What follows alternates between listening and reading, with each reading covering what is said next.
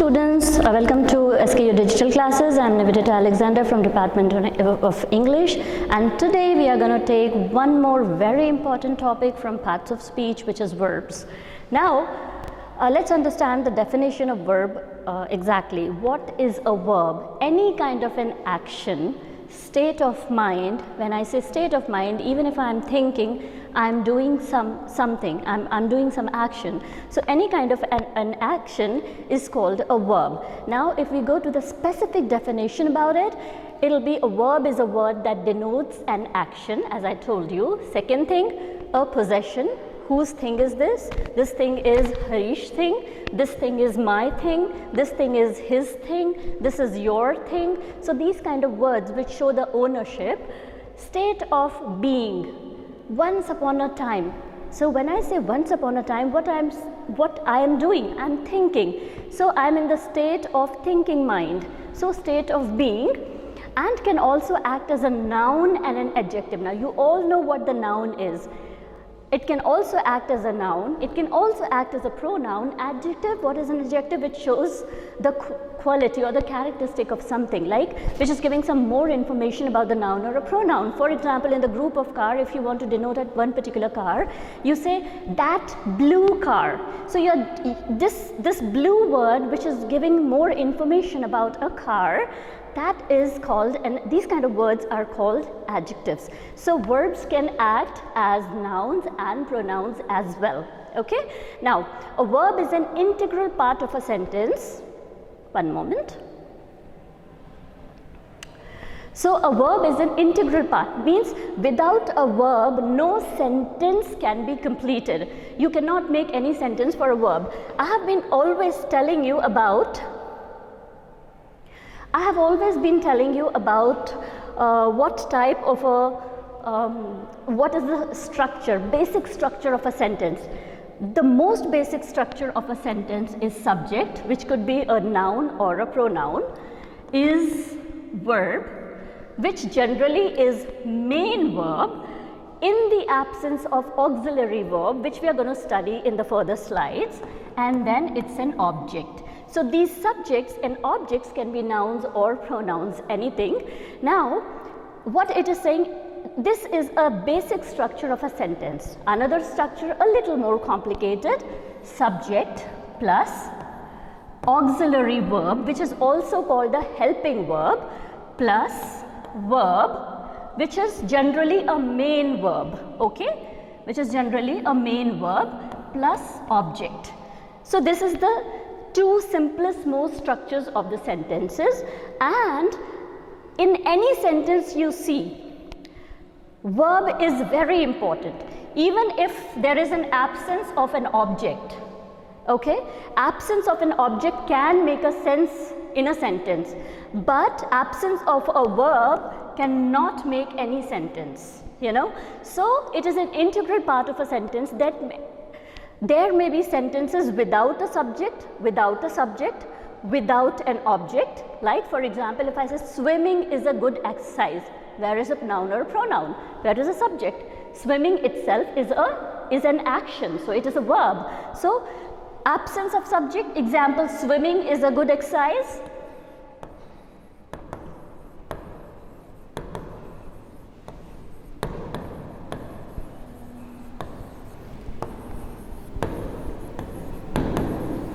Can you see there is no subject here, but still verb is there, so the sentence is complete, it is making a sense. Okay, now so there could be an absence of a subject, this is one example, and it could also be an absence of an object. He is sleeping, for example. He, this is a subject, okay, this is a subject, then is sleeping. Now where is an object here? There is no object here. So you can see in the absence of a subject, and here in the absence of an object. If you say he is sleeping on the bed, there is an object, bed is an object, but verb is very important in the sentence. In any sentence, the subject could be absent or the object could be absent, but verb is always present. Okay, so but not without a verb. Very clear? Now, these are some examples. Now, when I say action, okay, the example of action, he reads. Now, reads, this is a type of a verb, which is he is reading, he is doing something, he is doing some action. Possession, I have your pen. Whose pen? Ownership, who is owning the pen? Who is owning the pen?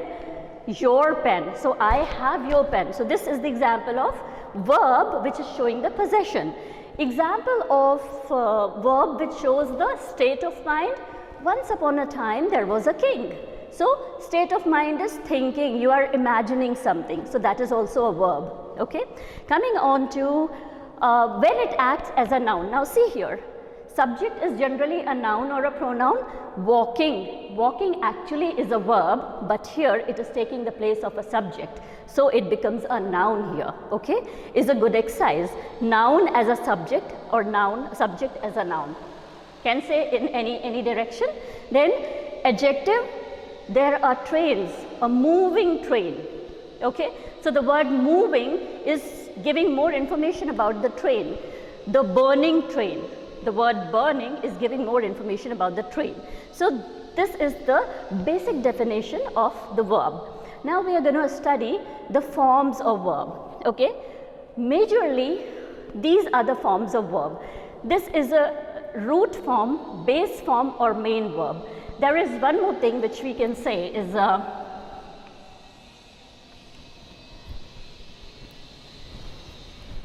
it is also known as bare infinitive.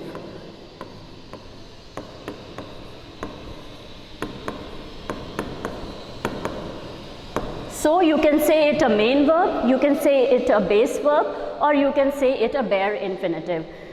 All the three names are for the same type of verb, which is the first form of verb. So, because it's the first form of verb, the basic form of verb, and hence we denote it as V1, first form of verb.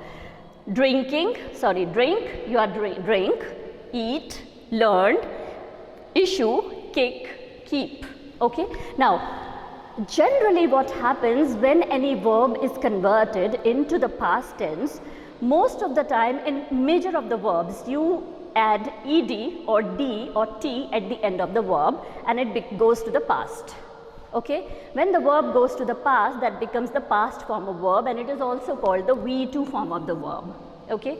There are certain exceptions which when the verb takes completely new word and creates the V2 form of verb, which is the past form of verb, and that you do not have any shortcut about that, you have to learn them.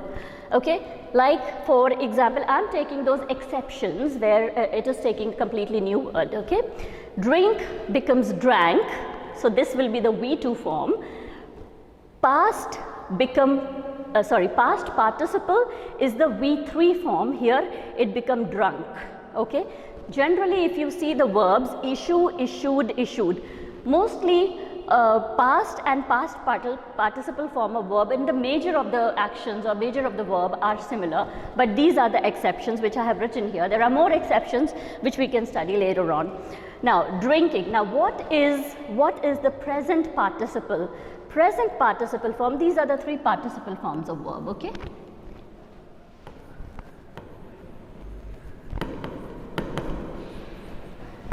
So, past participle, present participle. How present participle is made? V1 plus ing. Now, there is one more thing which has the same formula, and that is called gerund. But we will understand the difference between the gerund and the present participle in the coming slide. So, this formula also applies with gerunds. But gerund and present participle are different. How? We will understand in the forthcoming slide. Now, perfect participle, when you add having in the V3 form, okay? Here is the V3 form, and you are adding having as a suffix, then it becomes a perfect participle. Now, perfect participle again can be of two types. One is this form, and second form can be having been plus V3. So having drunk will become having been drunk.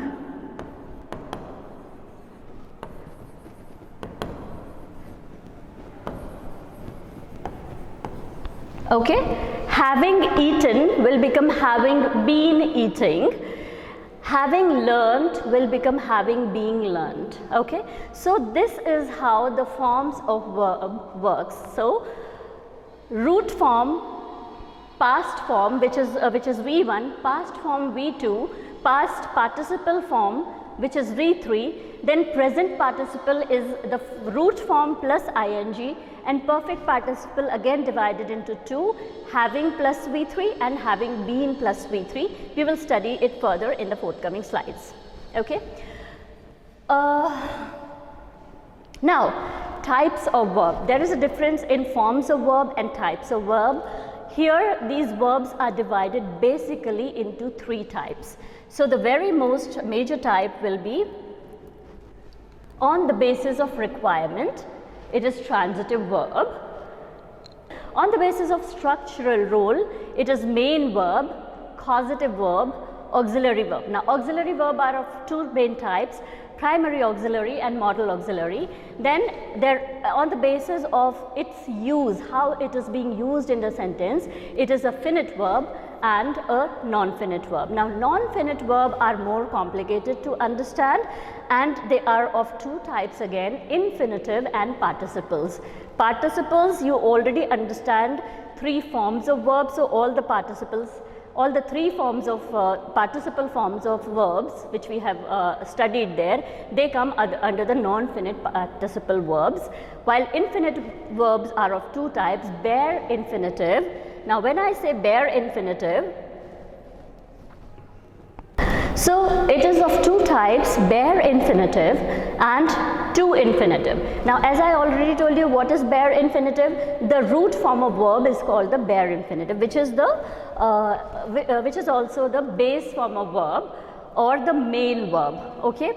Now, it is of two types. When you say like drink, okay, if for example you say drink, this is a bare infinitive. Drink, eat, sleep, right? These are bare infinitive. When you add to in front of V1 and in front of root verb or the main verb, it becomes to infinitive. For example, now what are to infinitive? To drink, to drink, to eat, to sleep. So this becomes to infinitive.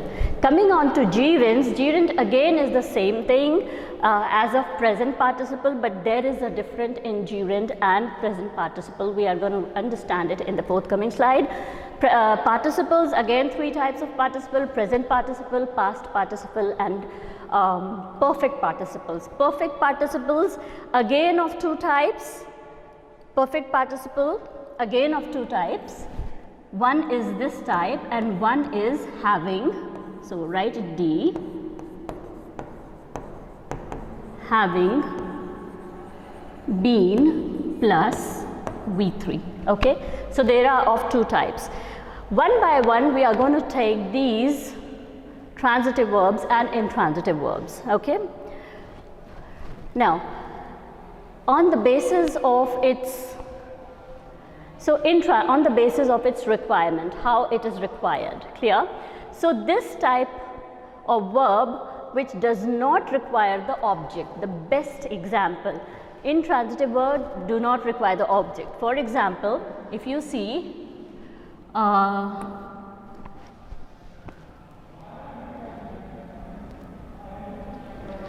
he is sleeping, he is. So there is a subject, there is an auxiliary verb, there is a main verb, but where is an object here? okay? But still the sentence is making a complete sense without an object. So intransitive verbs does not require an object, clear? While it's a completely different case, here I have given some more examples. Ram is sleeping. If we add this, it becomes an object. This is an object, but Ram is a subject, is a auxiliary verb, this is the main verb.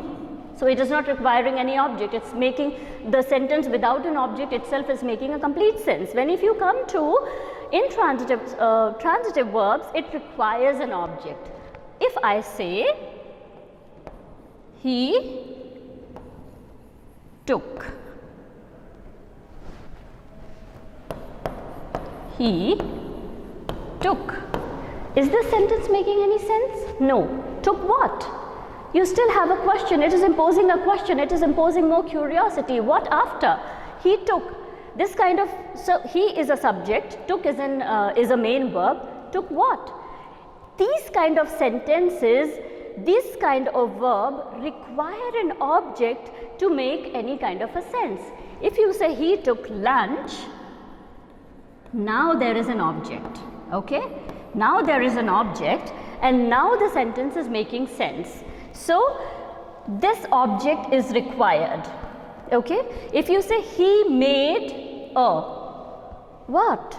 He made a what? He made a chair. Chair is an object here. Similarly, Sachin loves. Loves what? Loves the birds, loves the animals, loves what? It is imposing some kind of a curiosity or a question. So he loves cricket. Now, this is one thing. Same verbs, same transitive verb can act as an intransitive and intransitive verb can act as a transitive. This is also one rule, okay? Now, if you see here, second type on the basis of structural role. Now, structural role, it is main verb. You all know what main verb are. Main verb are the root verbs or the base verb, okay? Root or the base verb. It is also called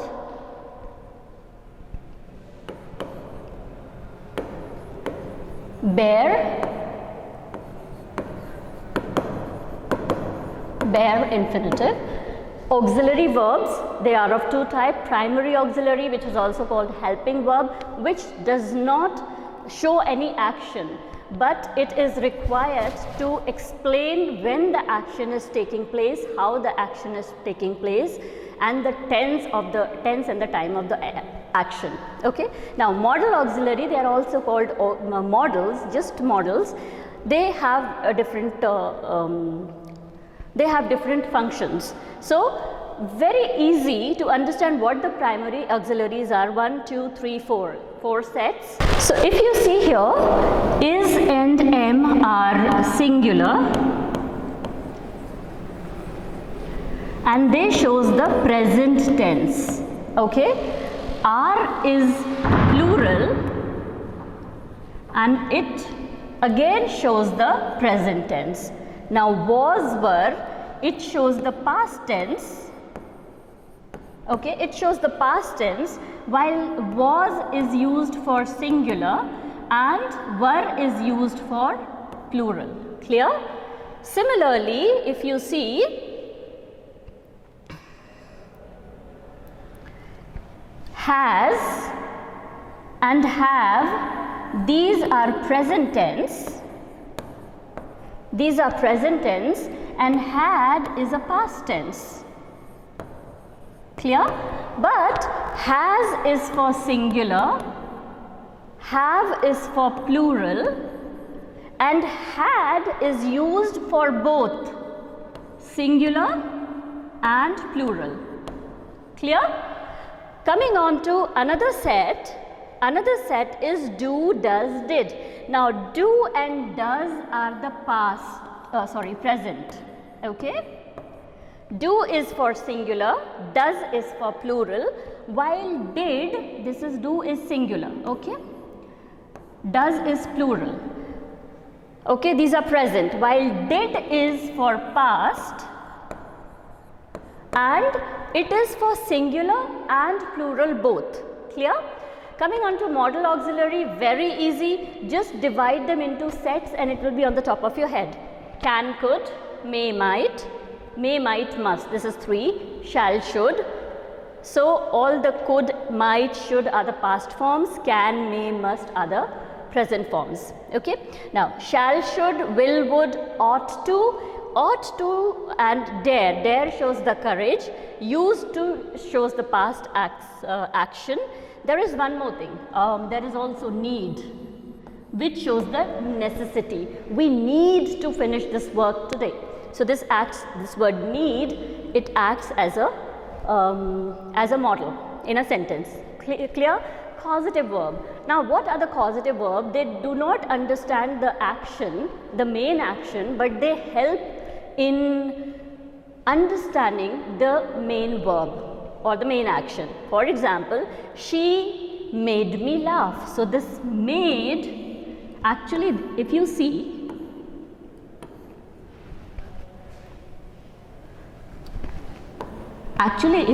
this laugh is a verb, right? Laugh is a word, but made is supplying something to the verb. So this is called a cause. It is causing someone to laugh, right? So it is called causative verb. He got his house built. He built his house, or if you have to use the causative verb, it will be got. Built is here actually a main verb, which is an action, but he got, which is supplying or pushing for the main verb. So it is causing something to do here. Okay. He needs to have my phone. Okay. Need already is a verb. So have my phone. Then police let the criminal go. Police release the criminal, you can say in that way, right? You don't need any causative verb. But when you want to use the, have to push something a little more, you will use the causative verb. So this word let is causative verb here. Okay. So second type of second type of verb we have finished, the set of second verbs. Now third comes on the basis of its use in the sentence. Now when I say on the basis of its use in the sentence, I already told you finite verbs and non-finite verbs. So what are the finite verbs? In finite verb, there is always an agreement between a subject and the verb. For example, if you see, here is a verb. Now, verb form which changes with the change in tense. So, if the tense is changing, then this main verb will change. If the person is changing, what is a person? First person, second person, third person. First person I, second person you, third person they, or he, or she, or it, whatever. Okay, so it changes, and with the number, I, they, right? Singular and plural is the number. If it is one, it is singular number. If it is more than one, it is plural number. So it changes with all these things. Clear? Now there is always an agreement, which is also called a subject verb agreement in the verb. Generally, the most basic rule is when the subject is in a sentence, when the subject is singular, then in the presence of auxiliary verb, the main verb is also singular. But this is an exception. In the absence of auxiliary verb, if a subject is singular, then main verb becomes plural. I and you are the only exceptions here. Remember that. Okay. So here there is always an agreement between a subject and the verb. Clear? That is called a subject verb agreement rule. Now we are going to take one example of each. If you see here,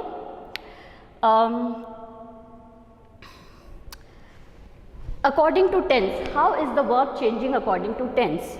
For example, if you are taking present tense, he play hockey every day. So if you see, he play hockey every day, it will be he, because what is the mistake here?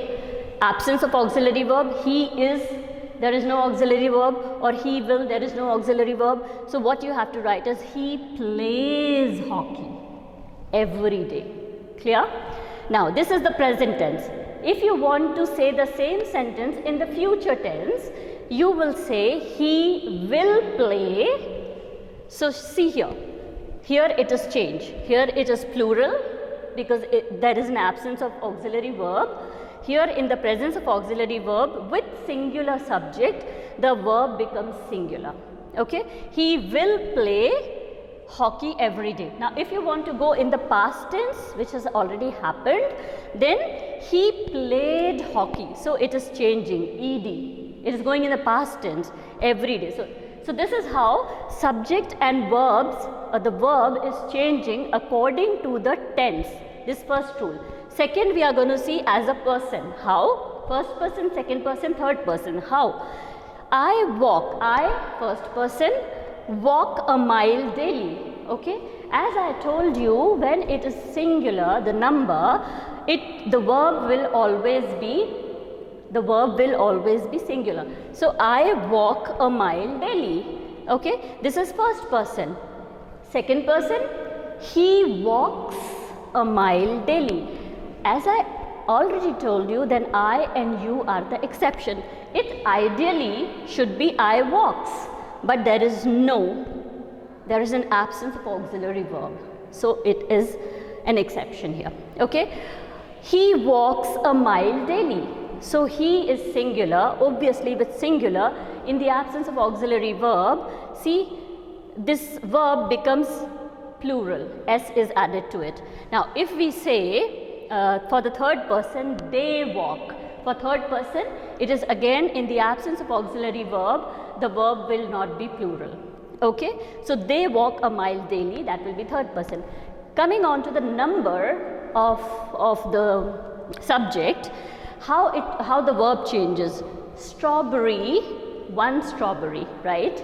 That is singular, is of red color. So this is singular subject, right? Is of red color. Is a verb here. It is of red color. Similarly, if you say plural, strawberries are of red color. Clear? With singular subject, verb will be singular. With plural subject, verb will be plural. That is an auxiliary verb. But when there is no auxiliary verb, it's directly a main verb, then with singular subject, verb will be plural, and with plural subject, verb will be singular with the exception of I and you. Okay? Let's move on to the non-finite verb. Now this one is a little more complicated. So non-finite verb does not have any subject-verb agreement. There is no subject-verb agreement. Neither with tense, it does not change with a change in a tense. It does not change with a change in a person. It does not change with a change in the number. Okay? Now, the verb form which does not change with a change in tense, person, number or subject, they do not have an agreement with subject and are called finite verb. It's completely opposite, completely opposite than the finite verbs. Okay, totally an adverse definition. So it won't be much difficult for you to understand. Now here we want to understand if in a sentence there is a finite verb, how will you figure out which is a finite verb and which is a non-finite verb? Okay, if supposedly two verbs are there, how will you figure out? Here I have given some example. Now see here. I found his office at the walking distance. Okay, I found, already found, okay, which is the past tense. So here I found, the root verb for found is ideally, the root verb of found is ideally find. Okay, but here with the change in tense,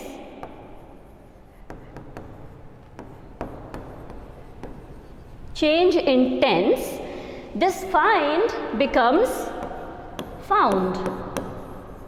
Okay, so because there is a change in tense, hence this is a finite verb. Okay, so his office at the walking distance. So walking is not changing, right? It should have been walked. So imagine the sentence in this way: I found his office at a walked distance. Incorrect, right? So this verb does not change with the change in tense, hence these are the infinitive verb. You see, there is no change in the tense. Even if the tenses change, there is no change in this verb. So hence is a non-finite verb. Another example, David will find. Now find is a present tense, right? His office at the walks.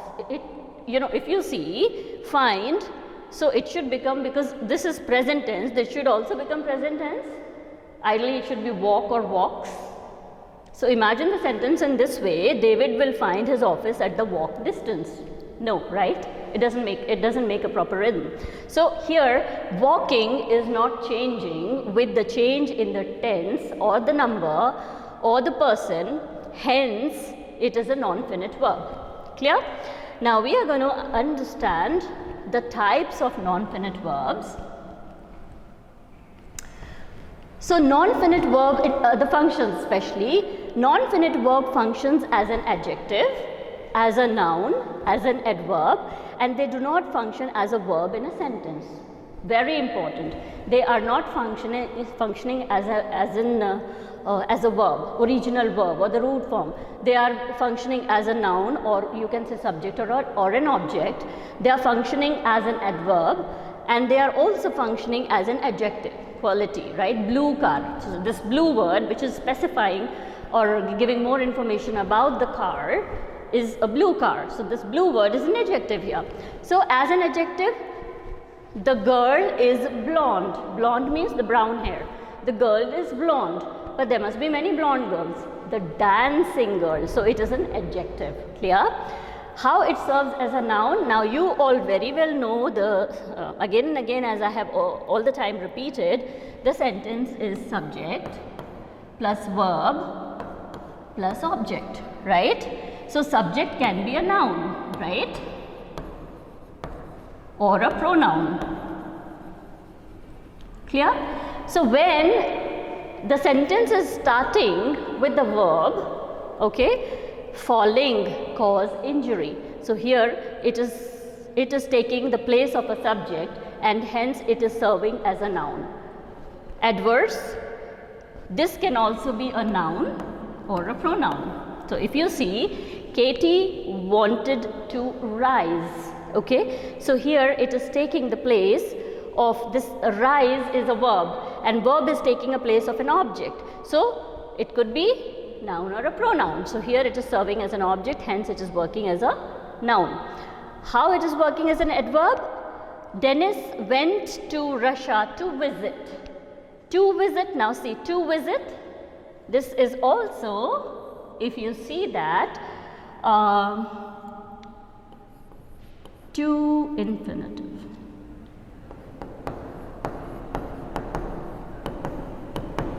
Clear? To plus V1. Cheryl went to Germany to study. So it is serving as adverb as well as bare infinitive, two infinitives. See, two is there. Clear? So these are the major functions of non-finite verb, very important, coming on to basis of the use in the sentence. How? Okay, type of non-finite verbs. First, infinite. Now we are coming on to infinitive verbs, non-finite verbs. Non-finitive verbs are of three types, infinitive, gerund and participle. So in this slide we are focusing on infinitive. You see here, let me tell you.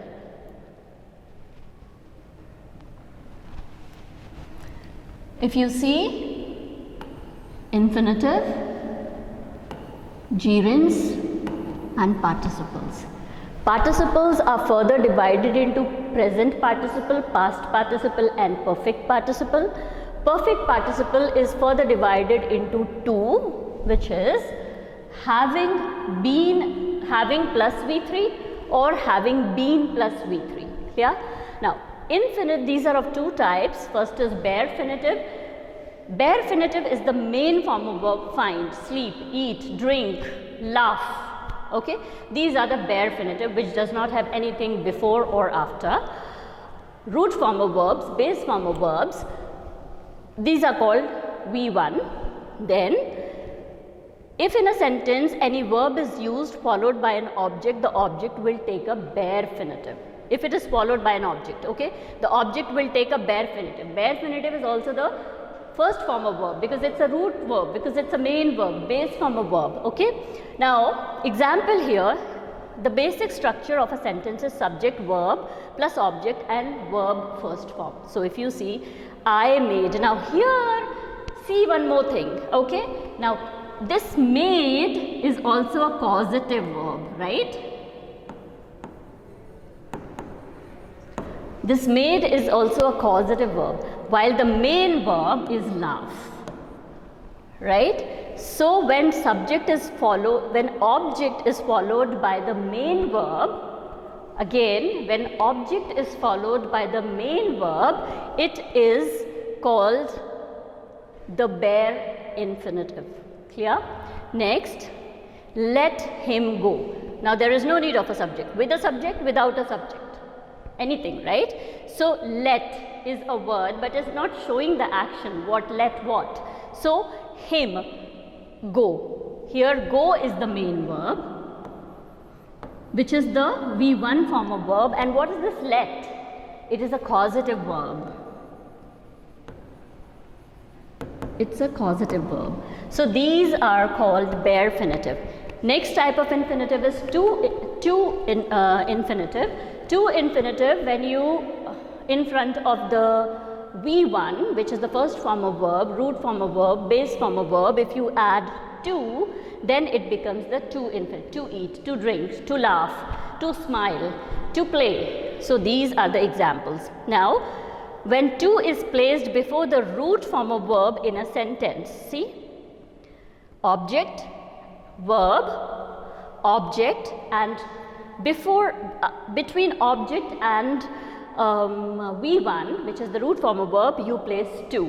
So, example here, she compelled him to leave the party. So, she is a subject. Now, we will see with the subject or without the subject. She compelled him to leave a party.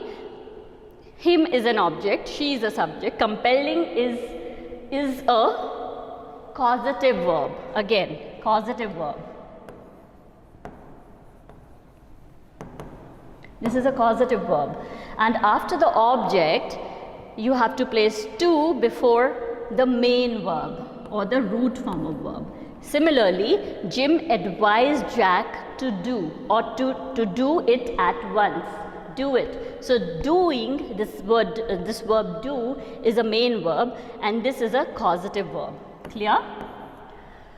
Now, these are the two types as we see. Now, we are going to see further. Now, infinitives functions as adjectives, they functions as nouns, they functions as adverb, but not as a verb. Remember, this is very important. They are never functioning. They can function in all the three ways, but they are not functioning as the verb in particular in a sentence. Clear?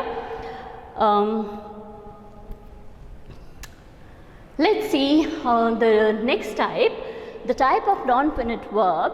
Now, non-finite verbs, again, the third type, second type is gerund and participle. Now, very important, the formula for gerund is V1, the root form of verb, plus ing. For example, root form of verb is play, the gerund will be ing, playing. But here, same formula applies with the present participle also. Play, playing. But what is the difference between the gerund and the present participle? This is very important, pay attention here. Now, first let's see what are the gerunds and where in the sentence they are placed and why are they called gerunds. So, the definition here, when verb, that is V1, the main form of verb, with ing is used as a subject, okay? Here it is used as a subject, as an object, as a complement of the verb to be. Three types: subject, object and to be as a complement if it is used in that way. So, it is called the gerund. Clear? It is not used as a verb. It is used as a subject, object or a complement. So, in place of noun, pronoun, it is called gerund. Swimming is a good exercise. Now, swimming is acting as a noun and hence it is acting as this verb. It is a verb and hence it is acting as a noun. So, it is used as a gerund. This is major difference, okay? Example, how writing is an exchange of ideas. So, writing is being used as a subject, which is also a noun, and subjects are generally what? Noun or pronoun. So, it is being used as a noun. While it is not the case with the present participle. Clear? Let's see another example how it is being used as an object. Julie loves cooking. So, Julie is a subject. Loves is a verb. Loves is a verb, right? And cooking is also a verb. But here this cooking, this is also a verb. But here it is an object actually. Clear? So it is again a noun. It is not a verb, it is noun. Getting the point? So here love is a main verb and cooking is actually a verb. If you see ideally a verb, but here it is not acting as a verb. It is not functioning as a verb. It's functioning as an object. Clear? Complement. What are the complement? For present, complement of a verb to be. These are the complements. For present, it is MR. For past, it is was, were. Then there are more complements to the verb, which is has, have, had. Do, does, did. These are also the complement, which is called the helping verb to the verb. Okay. Alex's hobby is. Now, is a complement, right? So, this is a verb, playing is a verb, but this is functioning as a complement. It is showing, giving more information when the action is going on. So, it is giving more complement to the verb. A guitar. Question is or question was or question has been, right? These are the complements. This is the verb here. Trying is a verb here, but here it is acting as a complement. So, this is the difference in gerunds and participles. Now, we are going to see what exactly the participles are in more detail. In general, whether present, past or past perfect participles, whatever participles out of these three participles are, the common rule is not the main verb in the sentence. They are not the main verb. Here they are the noun. It does not function as a verb in the sentence, same. It functions as the adjective in a sentence. So, gerunds functions as a noun in the sentence, while participles functions as the adjective. Big rule. Noun, and these are adjectives. Clear? So, this is the main difference in gerunds and participle.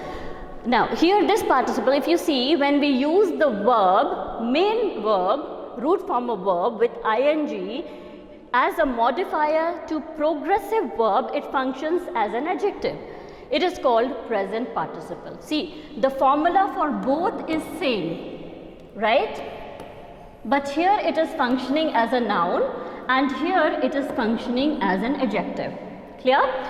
Example, I like a dancing doll. There must be I like an angry doll. I like a pretty doll. So, there must be many type of dolls. More, it is this word dancing is supplying more information about the doll and hence it is acting as an adjective. I like the blue car. So, that word blue, I like the running car. So, this running car, I like the stable car, right? So, this running, stable, dancing, angry, giving more information about a thing or a noun or a pronoun. These are called the adjective. Here, dancing, of course, is a verb, but here it is not acting as a verb, it's acting as an adjective. Now, Diana sold her working machine. Sold is a main verb, you see. Here, like is a main verb. And here dance, dance is a participle. You add ing into it, it is working as an adjective. Here main verb is sold and this is an adjective.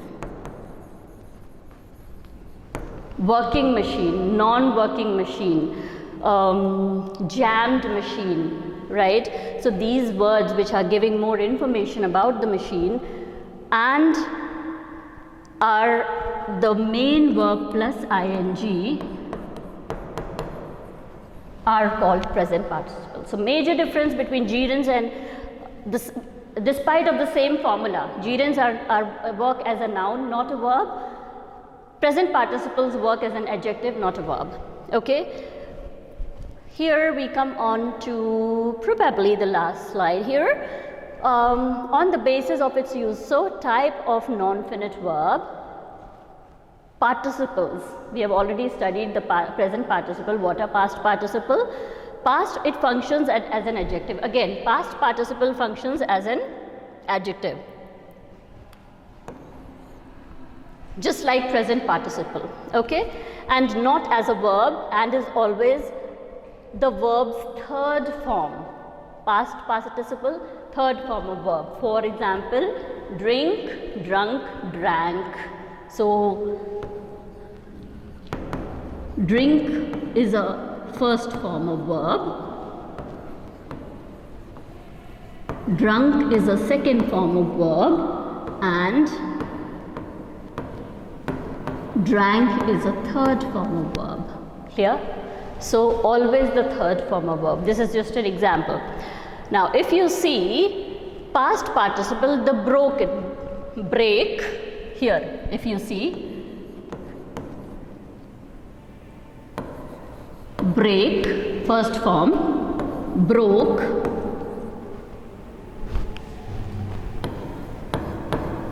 second form, and broken, third form. Clear?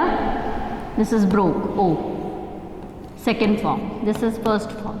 So if you see, it is working as a third form of verb. Whenever there is a third form of verb, the broken bottle, so it is a third form of verb and an adjective as well. Both the things at the same time. See, what type of a bottle?